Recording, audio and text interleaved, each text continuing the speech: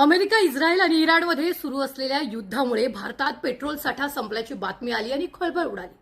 पाहूयात काय घडलं.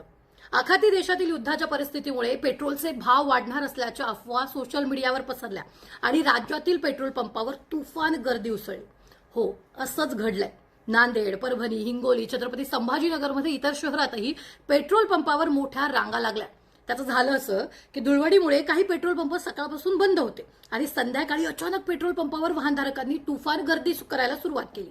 पेट्रोल मिळणार नाही या अफवेमुळे अनेकांनी आपल्या गाड्यांचे टँक फुल करून घेतले आणि याच परिस्थितीत काही तासात पेट्रोल पंपावरील साठा संपला. पेट्रोल आउट ऑफ स्टॉक झालं. परभणीत तर या अफवेचा परिणाम अधिक तीव्र झाल्याचं पाहायला मिळालं. नागरिक बाटल्या, कॅन घेऊन पेट्रोल भरण्यासाठी पोहोचले. काय झालंय की युद्धामुळे कच्च्या तेलाची आयात ठप्प होणार, पेट्रोल पंप बंद होणार अशा अफवा पसरतायत. सध्या युद्धाचे कोणतेही परिणाम पेट्रोलबाबत जाणवत नाहीयेत. मुबलक साठा उपलब्ध असल्यानं लोकांनी अफवांवर विश्वास ठेवू नये असं आवाहन करण्यात आलंय. त्यामुळे जर असं काही मेसेज आले तर लगेच विश्वास न ठेवता खात्री करून घ्या आणि या संदर्भातल्या युद्धासंदर्भातल्या प्रत्येक अपडेटसाठी पाहत रहा फक्त झी 24 तास.